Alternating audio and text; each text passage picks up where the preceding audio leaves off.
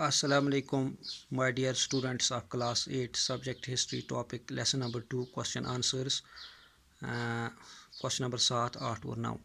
प्यारे बच्चों, मैं आपको डायरेक्ट किताब की तरफ ले चलूँगा जहाँ पे मैंने पहले 1 से 6 तक सवालात के जवाब जो है वो मैंने लिखवाए हैं। आज सवाल नंबर 7, 8 और 9 के जवाब जो है वो मैंने तैयार करके रखे हैं और मैं आप तक इनको पहुँचाने की कोशिश करता हूँ।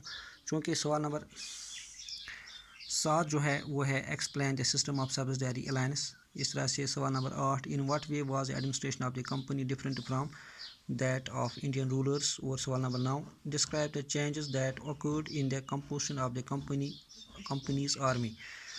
तो ये सवाल जो है ये पेज नंबर 26 पर जो है वो लिखे गए हैं। चूँकि हम पहले सवाल की तरफ आते हैं जो कि सवाल नंबर 7 है, explain the system of subsidiary alliance. पहले मैं पढ़ूँगा। According to terms of subsidiary alliance, the Indian rulers were not allowed to have their own independent armed force. They got forces from the company. However, Indian states had to pay amount to them. If any state failed to pay, their land was captured or confiscated. For example, Hyderabad and Oudh were taken by this way.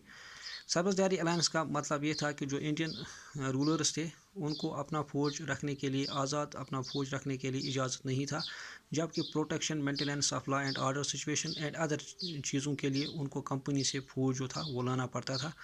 तो इसके बदले में उस फ़ौज का तनख्वाह उनको देना था। चूँकि कुछ स्टेट्स ऐसी थी जो इस तरह अमाउंट उनको देने में नाकामयाब रहे और इसके बाद उनकी ज़मीन जो है वो कंपनी बतौर उस फ़ौज का तनख्वाह के अवज़ में लेती थी जिसको वो फेल हुए थे तनख्वाह देने में। चूँकि अगर हम मिसाल देंगे हैदराबाद की या ओवध की, ये दो ऐसे स्टेट्स थी हिंदुस्तान में जहाँ के नवाब्स, जहाँ के रूलर्स फेल हुए अंग्रेज़ों को वो कंपनसेशन देने में, जो कंपनसेशन उनको देना था। तो इस तरह से ये ज़मीन अंग्रेज़ों के पास चली गई। चूँकि अब ये सवाल जो है सवाल नंबर 8, इसका जो माना है वो ये है कि कंपनी और इंडियन रूलर्स जो थे कंपनी से पहले, तो इसमें एडमिनिस्ट्रेशन को लेके किस तरह का फ़ैसला था, क्या फ़र्क था कि हिंदुस्तानियों में किस तरह की एडमिनिस्ट्रेशन थी और कंपनी जब आई तो उन्होंने किस तरह का एडमिनिस्ट्रेटिव ढांचा जो है उसका अमलाने की कोशिश की।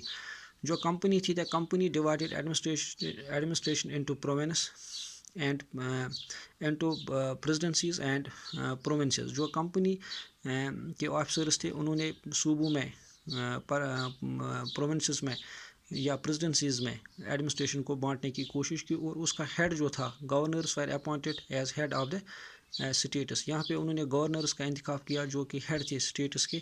इंडियन रूलर्स के ज़माने में अगर बात की जाए तो उन्होंने परगनास और तहसील्स में एडमिनिस्ट्रेशन बांटी थी और वहाँ पे लोकल ज़िम्मेदार्स रखे थे जो वहाँ के हेड हुआ करते थे। The company divided administration into presidencies and provinces. Governors were appointed as head of the state. Indian rulers had divided administration into parganas and tehsils. They had appointed local zimmedars as heads. चूँकि अब question number 9 जो है वो ये है कि Indian peasants जो थे उनको रिक्रूट किया गया कंपनी में और उनका नाम सिपाहीज था। जो इन्फेंट्री यानी पैदल फौज था, ये कैवलरी फौज का हेड हुआ था और उनके पास मैचलॉक जैसे हथियार जो थे वो उनके पास थे। चूँकि उनको यूरोपियन ट्रेनिंग ड्रिल्स और अदर एक्सरसाइज जो थी वो सिखाई जाती थी, तो ये कुछ तब्दीलियाँ अंग्रेज़ों ने जो है वो इंट्रोड्यूस की थी फ़ौज में, स्पेशली जो सिपाहीज थे जो पहले अनट्रेन थे, अब इनको ट्रेन, ड्रिल्स और एक्सरसाइज के ज़रिए सिखाया जाता था।